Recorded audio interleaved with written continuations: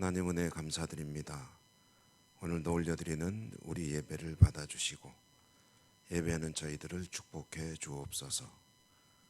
예수님 이름으로 기도드립니다. 아멘. 찬송가는 452장입니다. 452장. 통일 찬송가는 505장.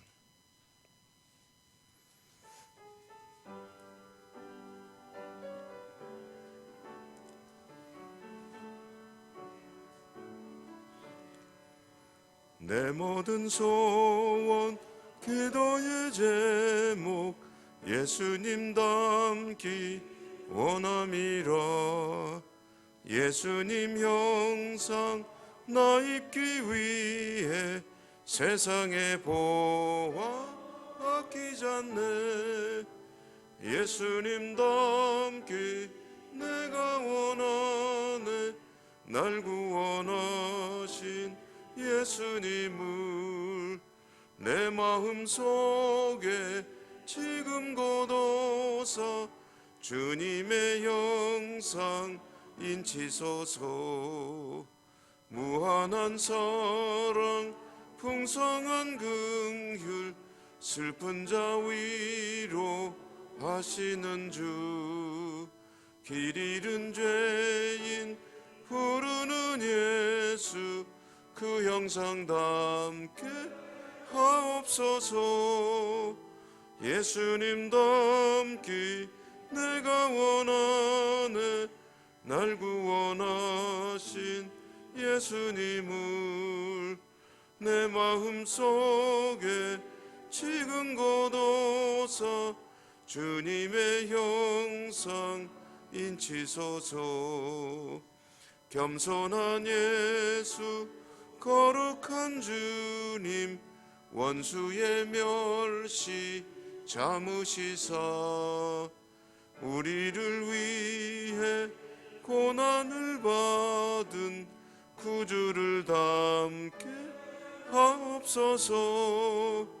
예수님 닮기 내가 원하네. 날 구원하신 예수님을 내 마음속에 거둬서 주님의 형상 인치소서. 잠언 30장 읽겠습니다. 구약성경 잠언 30장 1절에서 14절까지.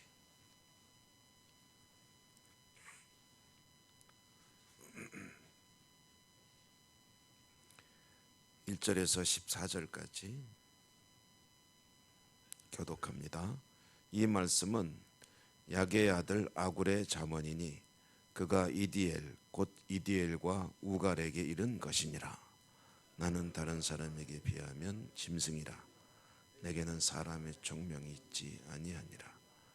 나는 지혜를 배우지 못하였고 또 거룩하신 자를 아는 지식이 없거니와 하늘에 올라갔다가 내려온 자가 누구인지 바람을 그 장중에 모은 자가 누구인지 물을 옷에 싼 자가 누구인지 땅의 모든 끝을 정한 자가 누구인지 그의 이름이 무엇인지 그의 아들이 무엇인지 너는 알아. 하나님의 말씀은 다 순전하며 하나님은 그를 의지하는 자의 방패시니라. 너는 그의 말씀을 더하지 말라. 그가 너를 책망하시겠고 너는 거짓말하는 자가 될까 두려우니라. 내가 두 가지 일을 주께 구하였사오니 내가 죽기 전에 내게 거절하지 마시옵소서. 곧 헛된 것과 나를 가난하게도 마옵시고 부하게도 마옵시고 오직 필요한 양식으로 나를 먹이시옵소서. 혹 내가 배에 불러서 하나님을 모른다 여호와가 누구냐 할까 하오며 혹 내가 가난하여 도둑질하고 내 하나님의 이름을 욕되게 할까 두려워함이니이다. 나는 종을 그의 상전에 그가 너를 저주하게 하고 너는 죄책을 당할까 두려우니라. 아비를 저주하며 어미를 축복하지 아니하는 무리가 있느니라. 스스로 깨끗한 자로 자기의 더러운 것을 씻지 아니하는 눈이 심히 높으며 눈꺼풀이 높이 들린 무리가 있느니라. 앞니는 장건 같고 어금니는 군도 같아서 가난한 자를 땅에서 삼키며 궁핍한 자를 사람 중에서 삼키는 무리가 있느니라. 아멘. 주님 은혜가 함께 하시기를 기원합니다. 잠언도 뭐 거의 다 읽고 잠언을 다 읽으면 이제 2023년이 끝납니다. 그러니까 이제 잠언으로 금년 한 해의 새벽을 마무리 짓습니다. 잠언 30장 이제 두 덩어리로 크게 두 덩어리로 나뉘어져 있습니다. 오늘과 내일 이 30장 앞부분과 뒷부분을 읽습니다. 오늘 우리가 읽은 말씀의 그 시작되는 1절에 보면 아굴이라고 하는 사람의 잠언이다. 그러니까 아굴이 남긴 지혜의 말씀이다. 그런 뜻이 되겠죠. 그가 이디엘 곧 이디엘과 우갈에게 이른 것이니라. 이 말의 뜻은 뭔지 모릅니다. 모르는 거는 그냥 모른다고 하고 넘어가야 됩니다. 왜냐하면 이게 사람 이름인지 아니면은 어떤 의미를 가진 그런 용어인지를 아무리 연구해도 알 수가 없습니다. 그래서 아구레라고 하는 사람이 누구누구에게 이른 것이라고 되어 있는데 이게 어떤 사람에게 하는 말인지 아니면 어떤 상황에게 하는 말인지 또는 자기가 어떤 상황에 처해 있다는 얘기인지 그것은 잘 모르지만 어쨌든 아굴이라고 하는 사람의 잠언이고, 그런데 또 이 아굴이라고 하는 사람이 성경 속에 어떤 인물이냐 하는 것은 알지 못합니다. 다만 성령께서 이것을 하나님을 의지하고 경외하며 살아가는 하나님의 사람들에게 주시는 그런 생활의 삶의 지혜의 말씀이다. 이렇게 받아들이면 되겠습니다. 2절, 3절, 4절의 말씀은 읽어보면은 이제 인간의 무지에 대한 일종의 자백, 자인, 고백 그런 정도의 의미로 이해할 수가 있겠습니다. 어찌 보면 조금 심하게 자기 비하를 하는 것처럼 말씀이 이제 전개가 되는데요. 2절에 보면 나는 짐승이라. 한번 짐승이라는 것은 여러분 어떤 사람 보면 아유 짐승이야 막 그럽니까? 아주 악한 사람 또는 여러 가지 인간의 도리를 무시하는 사람, 이게 이제 농담으로 하는 게 아니고 진실로 말할 때는 정말 사람 같지 않을 때 이제 짐승이라고 그러잖아요. 그런데 여기서 이제 의미하는 짐승은 자기는 짐승처럼 아는 게 아무것도 없다. 사람이라면 좀 아는 게 있어야 되는데 자기는 가만히 생각해 보면 아는 게 아무것도 없는 그런 짐승과 같은 무지한 존재다라는 그런 뜻입니다. 그래서 자기가 아는 게 아무것도 없다는 것을 표현하는 말이 이제 4절인데요. 하늘에 올라갔다가 내려온 자가 누구인지, 바람을 모은 자가 누군지, 물을 옷으로 싸는 사람이 누군지, 땅의 모든 것을 정한 이가 누군지, 또 그의 이름이 무엇이고 그의 아들 이름이 무엇인지 도대체 알 수 있는 게 아무것도 없다. 이 말은 이제 신에 대한 자신의 어떤 겸손한 모습, 내가 아는 게 뭐가 있느냐 하는 거죠. 사실 이제 여기에서 이제 인간의 여러 가지 학문들이 나오고 또 철학이 나오고 그러지 않습니까? 과연 나는 누구냐? 나는 어떻게 존재하게 됐느냐? 내 눈으로 보는 것들은 다 진실이냐?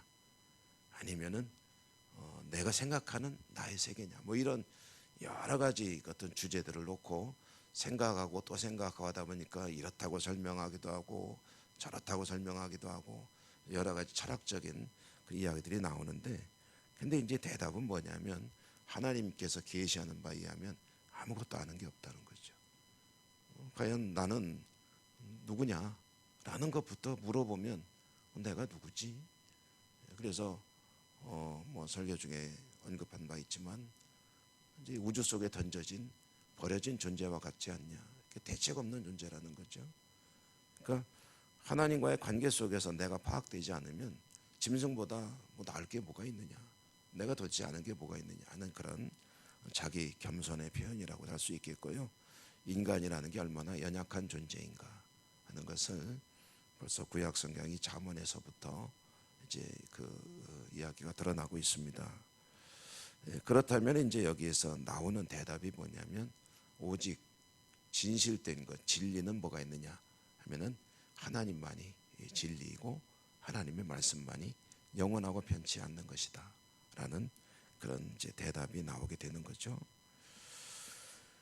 하나님은 말씀은 순전하고 그를 의지하는 자의 방패시니라 했는데, 그렇게 아무것도 모르는 연약한 존재인 내가 의지할 수 있는 것은 변치 않는 그런 하나님의 말씀, 그 말씀을 주시는 하나님만이 의지할 대상이니 하나님의 말씀을 왜곡하지 말고 말씀 그대로 믿고 받아들이고 살아가는 것이 이제 복된 일이다. 그런 말씀이 되겠죠. 이어지는 내용에는 우리가 또 굉장히 익숙하게 알고 있는 말씀이 나오죠. 두 가지를 구한다 그랬습니다. 그러니까 내가 죽기 전에 사는 동안에 이 두 가지가 내게 이루어질 수 있도록 이제 은혜를 주십시오 하는데, 그 두 가지가 뭐냐면요, 8절에 보니까 헛된 것과 거짓말을 내게서 멀리하옵시며, 이거는 이제 아닙니다. 요거는 그 두 가지에 해당되는 게 아니고, 그 뒤에 나오는 가난하게도 마옵시고가 한 가지, 또 부하게도 마옵시고가 한 가지. 그러니까 나를 가난하게도 하지 마시고 부하지도 않게 해주십시오. 그것이 내가 구하는, 사는 동안에 하나님께 구하는 두 가지입니다 라는 그런 일종의 이제 소원이고요. 그 이유도 9절에 보면 나오고 있죠. 만약에 가난하게도 마옵시고 했는데, 가난하면은 내가 가난하여 도둑질하고 하나님의 이름을 욕되게 할까 두렵습니다. 가난하면은, 배고프면 사람이 이제 범죄하게 되죠. 우리가 잘 아는 레미제라블 장발장이라고 하는 이 사람이 그 참 기구한 인생을 사는데, 그 시작은 배고픈 것으로부터 이제, 그래서 아주 그렇게 심각하지 않은, 그래서 보이는 죄를 짓는 것으로부터 시작이 되지 않습니까? 그러니까 가난해서 혹시 도둑질을 할까봐, 하나님의 이름을 욕되게 할까봐 참 두렵습니다. 부당한 이득을 탐하게 될까봐, 남의 것을 욕심낼까봐, 배고파서 혹시 도둑질할까봐. 그런데 이제 또 부하게도 마옵시고는 그럼 왜 그러냐 하면은, 하나님을 모른다, 여호와가 누구냐, 이것은 하나님을 향해서 소홀해질까봐. 그래서 부자 이야기가 떠오르죠. 누가복음에 나오는 부자는 창고를 잔뜩 지어놓고 그래도 또 창고가 모자라는 그 자신의 부를 바라보며 배두들기고 있는 그런 모습, 하나님이 생각날 겨를이 없는 거죠. 그럴 때에 하나님을 모른다, 여호와가 누구냐, 나는 배부르면은 그렇게 되는 사람들을 많이 봤다는 거죠. 그러니까 나도 그럴까봐 두려우니 하나님, 너무 부자도 말고 가난하지도 말고 그저 하나님을 잘 섬기고 그리고 하나님의 뜻을 이루며 살아가는데 적절한 그런 것으로 내 삶을 지켜주십시오 라는 그런 두 가지 소원, 사는 동안 이루어지게 해 주십시오 하는 그런 소원이죠. 오늘 그 뒷부분에 나오는 11, 12, 13, 14는 이제 일륜에 관한 이야기라고 할 수가 있겠습니다. 사람으로서의 도리도 지켜나갈 수 있기를 원하는 거죠. 11절에 보면 부모를 멸시하는 죄죠, 죄. 12절에 보면 도덕적으로 오염되는 자의 죄. 13절에 보면 교만, 이 자만은 말이죠. 이 교만에 관한 이야기가 사실 곳곳에 스며들어 있습니다. 교만과 대조되는 것은 겸손이죠. 겸손, 뭐 오늘 말씀에도 벌써 시작되는 내용이 겸손을 구하는 그런 내용 아니겠습니까? 그래서 교만하지 않기를, 또 14절에 보면은 가난한 자를 착취하지 않는 그런 삶에 대한 하나님을 향한 소원이 있습니다. 오늘 주시는 말씀은 또 그야말로 잠언의 말씀은 어떤 깊은 어떤 묵상하고 뭐 해야 된다기보다는 그 말 그대로 실천 과제들이 쭉 주어지고 있는 것입니다. 이 말씀들이 우리의 삶 가운데 잘 지켜지고 하나님이 기뻐하시는 복된 하루 되시기를 축복합니다. 은혜로우신 하나님 감사합니다. 오늘도 말씀을 주셨습니다. 저희들은 말씀 가운데 승리하는 한날의 삶을 살 수 있기를 소망합니다. 성령님 도와주셔서 하나님께 영광 돌려드리고 감사가 끊이지 않는 말씀으로 승리하는 복된 하루가 될 수 있도록 축복하여 주시옵소서. 계속해서 저희들의 모든 소원과 우리가 함께 간구하는 여러 가지 기도 제목들을 하나님 앞에 올려드립니다. 말씀대로 들으시고 이루시고 축복하시고 영광 받아 주시옵소서. 예수님 이름으로 감사하고 기도드립니다. 아멘. 하늘에 계신 우리 아버지, 아버지의 이름을 거룩하게 하시며 아버지의 나라가 오게 하시며 아버지의 뜻이 하늘에서와 같이 땅에서도 이루어지게 하소서. 오늘 우리에게 일용할 양식을 주시고 우리가 우리에게 잘못한 사람을 용서하여 준 것 같이 우리 죄를 용서하여 주시고 우리를 시험에 빠지지 않게 하시고 악에서 구하소서. 나라와 권능과 영광이 영원히 아버지의 것입니다. 아멘. 주신 말씀 기억하시며 기도하시기 바라고요. 여러분의 개인적인 기도와 함께 기도하는 여러 가지 기도, 아픈 분들에 대한 기도를 비롯해서 여러 가지 교회와 나라와 민족과 해외 선교지 또 지구촌의 여러 가지 아픔, 가슴 아픈 일들 가슴에 품고 함께 주여 한번 부르고 다 같이 기도하겠습니다. 주여